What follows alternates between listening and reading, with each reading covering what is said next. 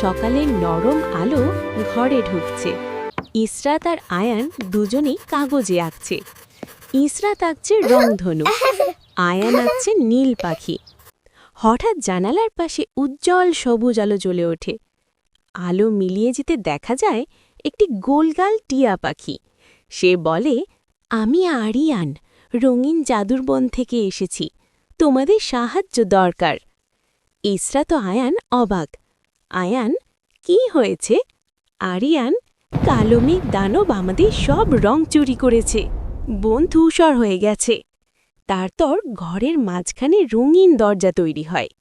আরিয়ান, চলো তোমাদের নিয়ে জাদুর বনে যাই।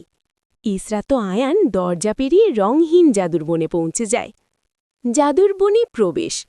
বনে সব ধূসর, গাছ, ফুল, আকাশ, কিছুই রং নেই।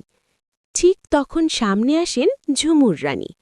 ঝুমুর রানী, ইসরাত, আয়ান, তোমরা কি আমাদের রং ফিরে আনতে সাহায্য করবে? ইসরাত, হ্যাঁ রানী আপা, আমরা চেষ্টা করব। তারপর তারা যাত্রা শুরু করে কালো মেঘ দানবের গুহার দিকে।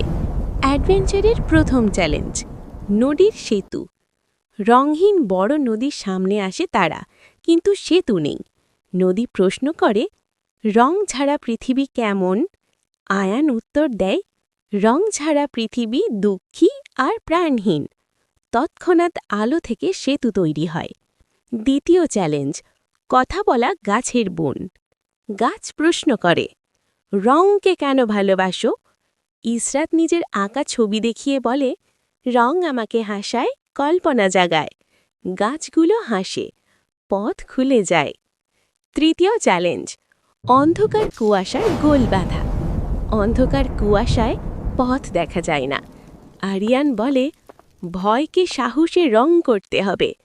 ইসরাত তার রংধনুর কথা মনে করে বলে, সাহস মানে আলো। তার হাত থেকে সোনালি আলো বেরোয়। কুয়াশা মিলিয়ে পথ দেখা যায়। কালো মেঘ দানবের গুহা।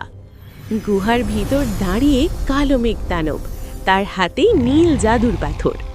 কালো মেঘ দানব, এই রং আমার, কেউ নিতে পারবে না। ঝুমুর রানী শান্ত গলায় বলেন, তুমি রং চুরি করলে কেন? দানব কষ্টের গলায় বলে, আমার আঁকা ছবি কেউ পছন্দ করত না, তাই রংগুলো নিজের করে রাখলাম। ইসরাত এগিয়ে যায়, শেখা যায়, চলো আমরা বন্ধু হই, তুমি আমাদের সাথে আঁকতে পারো। আয়ন একটি কাগজ দেয় তাকে। দানব নরম হয়ে নীল পাথর ফিরিয়ে দেয়। মুহূর্তেই আলো ছড়িয়ে পড়ে। বন ফিরে পায় সব রং। সবাই নাচে, আনন্দ করে। ঝুমুর রানী ইসরাত ও আয়ানকে জাদুর রং কলম উপহার দেন।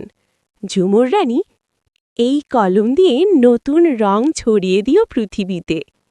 আরিয়ান দরজা খুলে তাদের বাড়ি ফিরিয়ে আনে। ইসরাত জানালা দিয়ে তাকিয়ে বলে, আজ থেকে আমরা কারো আঁকা নিয়ে হাসব না, বরং তাকে সাহায্য করব। তারা হাসি মুখে গল্প শেষে